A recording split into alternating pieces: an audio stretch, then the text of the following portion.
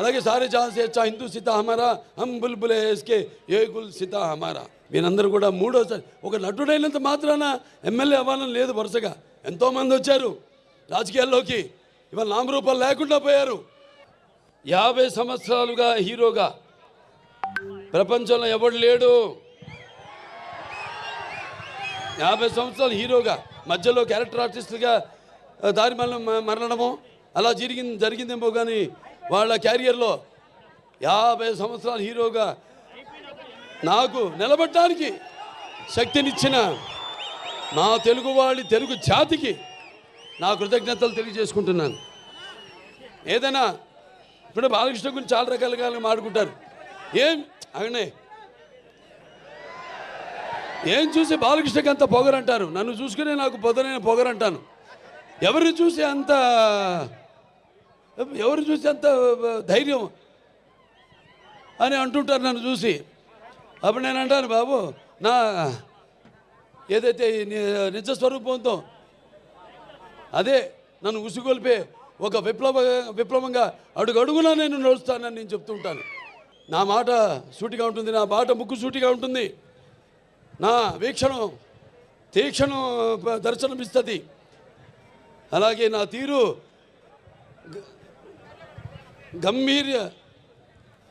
ఒక గాంభీర్య రూపంగా వెలుగుతూ ఉంటుంది. నేను నాలో ఉన్న కోణాన్ని చెప్పాను, కోణాలన్నీ.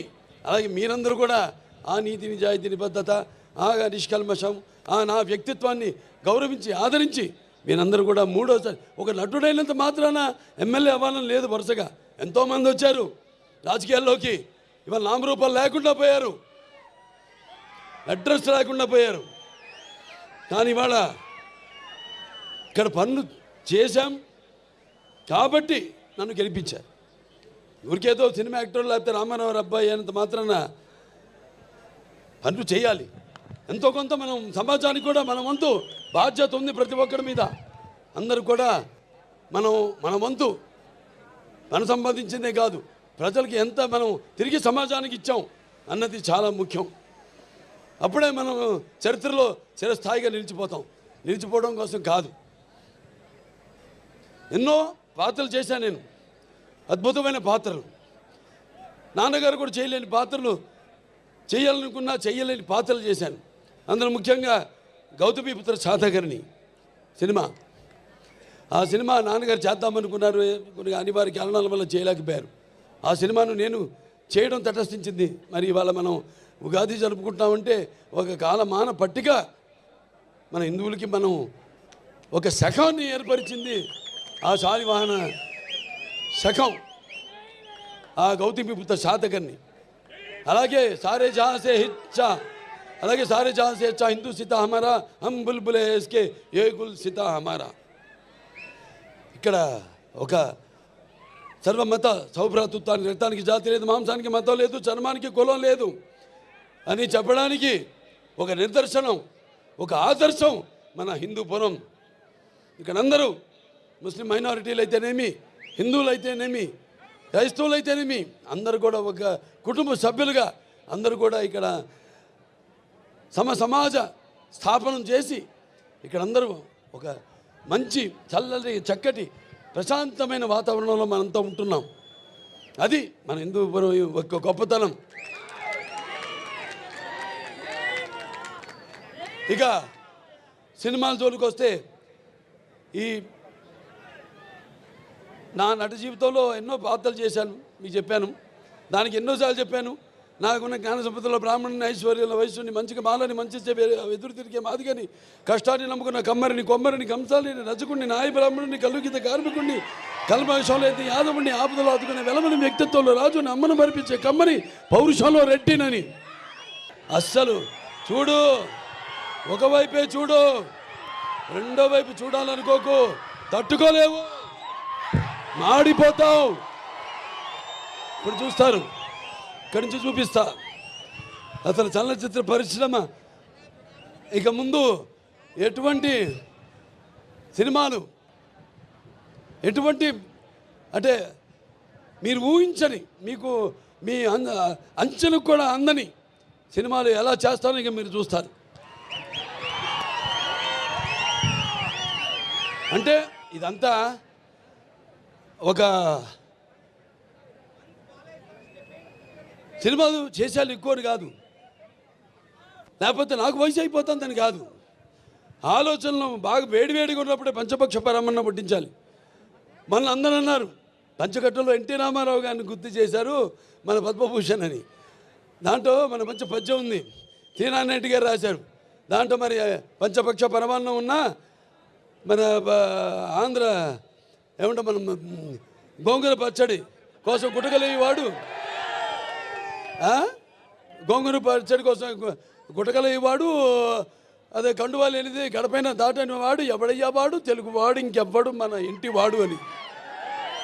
అలాగే మన భాష ఇందాక చాలామంది చెప్పారు, ఉండే ఎన్నో సంస్కరణ కోసం ప్రయత్నించడం జరిగింది. కానీ ఒక ఎన్టీఆర్, నేను చెప్పాను ఎన్టీఆర్ అంటే కేవలం నందమూరి తారక రామారావు గారు కాదు. ఎన్ అంటే నటనాలయం, ఆయన ఇల్లే ఒక నటనాలయం. టీ అంటే తారమండలంలోని తారక ధ్రువ తారకుడు. ఆర్ అంటే రారాజు రాజర్షి రాజకీయ దురంధరుడు, రమణీయ రమ్య గమనీయ సౌమ్య గుణధాముడు ఎన్టీఆర్ అని. మరి ఆయన నిరుపేదలకు అట్టడుగున దారిద్ర రేఖ దిగువ ఉన్న వారందరికీ కనీస అవసరాలైన కూడు గూడు గుడ్డ ఇచ్చిన ఒక మహానుభావుడు నందమూరి తారక రామారావు గారు. సరే, ఆయన బిడ్డగా, ఆయన ఒక ఆర్టిస్ట్గా, ఆయన వారసుడిగా దాన్ని పరంపరను ముందుకు తీసుకెళ్ళడం, అలాగే ప్రజాసేవలోకి ఎమ్మెల్యేగా అయితేనేమి, లేకపోతే Basavataraka Indo American cancer hospital అయితేనేమి, లేకపోతే నా ఎన్బికే ట్రస్ట్ ద్వారా అయితేనేమి, నేను ఒక్కడనే కాదు, కారణ జన్ముడు నా తండ్రి గురువు దైవమైన విశ్వవిఖ్యాత నట సార్వభౌమ పద్మశ్రీ డాక్టర్ నందమూరి తారక రామారావు గారికి ఈ సభాముఖంగా ఆయన్ని స్మరించుకుంటూ, వాగర్తో సంపర్తో వాగర్త పతిపతే జగతో పితరం ఉందే భారతీ పరమేశ్వరరావు అంటారు. అంటే శివపార్వలతో పోలుస్తారు. నా గాయత్ర పరమంత్రం నమతు పరదేవత నా హరే పరత శ్రాత నా నృతాత్ పాతకం పరం యస్మాత్ పార్థివదేహ ప్రాతుర్పద భుక్తి యస్మాత్ పార్థివదేహ ప్రాతుపుత్రుని భగవతి గురుణ సంతృ మాంసి సహస్రం తస్మై సర్వజ్ఞ మూర్తే పిత్రే. సో ముందుగా పుణ్య దంపతులకు వాళ్ళ బిడ్డగా నన్ను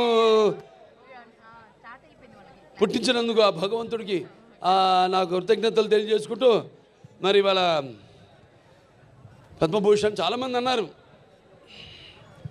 చాలా ఆలస్యంగా ఇచ్చారు మీకు అని. నేనన్నా కాదు సరైన సమయంలోనే ఇచ్చారు. అంత దైవలిఖితం. ఏది జరిగినా నా జీవితాలు అన్నీ కూడా సంఘటనలు కూడా అలాగే జరిగినాయి. నేను అటు cancer hospital Basavataraka Indo American cancer hospital research institute chairman అయితేనేమి, లేకపోతే ఇటు ఒక శ్రీరామరాజ్యంలో రాముడిగా వేయడం ఏంటి, వేషం వేయడం ఏంటి, అలా ప్రతిదీ నా జీవితంలో ఎంతో సారూప్యం. నా నిజ జీవితంలో సంఘటనలకి, నేను సినిమాలు చేసిన పాత్రలకి ఎంతో సారూప్యం అలా కలిసి వచ్చింది నాకు. నేనన్నా లేదు ఇదే సరైన సమయం, ఎందుకంటే నాన్నగారిదేమో శత జయంతి జరుపుకున్నాం, ఆ తర్వాత నాకు వచ్చింది. ఆ విషయానికి వస్తే కనుక నేను వచ్చిన కొత్తలో డెఫినెట్లీ నన్ను డిసప్పాయింట్ చేసిన ఉన్నారు. నేను హీరోగా ఎదుగుతున్న సమయంలో, హీరోగా 4-5 సినిమాలు చేస్తున్న సమయంలో కొంతమంది ప్రొడ్యూసర్స్ నన్ను ఒక తక్కువ స్థాయి రౌడీ వేషాల కోసం అడిగారు. కొత్తలుడు అని, కొత్తపేట రౌడీ అని, అలా మోసగాడని ఇట్లాగా అడుగుతుంటే పెద్ద పెద్ద హీరో, నేను ఒక పక్క నుంచి మంచి హీరో వేషాలు వేస్తున్నాను. కొన్ని యాంటీ హీరో అయి ఉండొచ్చు, but hero lead man characters వేస్తుంటే ఎక్కడో డిసప్పాయింట్మెంట్ ఉంటుంది. అబ్బా ఏంటి నేను హీరోగా పాజిటివ్ క్యారెక్టర్గా, చట్టాన్ని కళ్ళు ఇలాంటి సినిమాల్లో హీరోగా చేస్తుంటే నన్ను చిన్న చిన్న రౌడీ వేషాలు ఏమంటున్నారు, నా జీవితం ఏమైపోతుంది, ఇలా కాదు కదా అని అనుకునే పరిస్థితి, వాళ్ళకి ఎదురు చెప్పలేని పరిస్థితి. కానీ లోపల ఒకటే ధైర్యం, ఎన్ని వేషాలైనా వేయనివ్వండి, ఎటువంటి వేషాలు వేయనివ్వండి, నేను ఖచ్చితంగా అలాంటి వాటి కోసం ఎదురు చూస్తాను, అలాంటి ఖచ్చితంగా వస్తాయని ఒక దీక్ష, ఒక నమ్మకం, నాకు ఆ నమ్మకం నిలబెట్టింది. అండ్ ప్రేక్షకులు, నేను చిన్న చిన్న విలన పాత్ర 2-3 సార్లు సినిమాలు వేసినా సరే అందరూ కూడా చమక్కులా మరిచేవాడిని, ఆకర్షించుకునేవాడిని. ఇడెవడో భలే చేస్తున్నాడు, శబాష్, నెక్స్ట్ పిక్చర్ ఎత్తుంది చేయాలి, అండ్ ఇతను సాంగ్స్ బాగా చేస్తాడు, ఈ సాంగ్స్ పెట్టి ఇతను హీరోగా చేయాలంటూ ప్రేక్షకుల చేత నేను మనల్ని పొంది, ప్రేక్షకులు సినిమా ఇండస్ట్రీలో ఉన్నటువంటి ప్రొడ్యూసర్ని, డైరెక్టర్ని నన్ను ఖచ్చితంగా పెట్టుకుని తీసేలాగా చేశారు. కాబట్టి ప్రేక్షక దేవుళ్ళకి ఎప్పుడు నేను రుణపడి ఉంటాను. అది నా ఒక అధ్యక్ష, నా కాన్ఫిడెన్స్ వాళ్ళని రీచ్ అయింది. నేను చెప్పుకోకర్లా, నువ్వు చేసే చిన్న పాత్ర పెద్ద పాత్ర వస్తే నువ్వు చేసే దాంట్లో నీ కన్విక్షన్, నీ యొక్క హావభావాలు, నీ హుషారు వాళ్ళని ఎక్కడో తెలియకుండా రీచ్ అవుతుంది.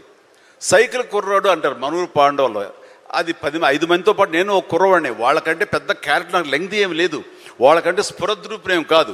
కాకపోతే ఆ ఉన్న కొంచెంలో చెమ్మక్కలా మెరిసరికి ఎవడరా భలే ఉన్నాడు, వీడికి లైఫ్ ఉంది రోయ్ అలాగ అనిపించుకోనంటే అది నన్ను నేను ప్రొజెక్ట్ చేసుకోవడం, నన్ను నేను ఆవిష్కరించుకోవడం, నన్ను నేను బెస్ట్ అనిపించుకోవడం ఉంది. నిరంతరం అదే థాట్తో ఉండి ఆ నమ్మకంతో ఉంటే ఖచ్చితంగా ఇలాంటి డీలు ఎన్నొచ్చో సరే ధీటుగా ఢీ కొట్టగలం. ఇది నేను చెప్తాను.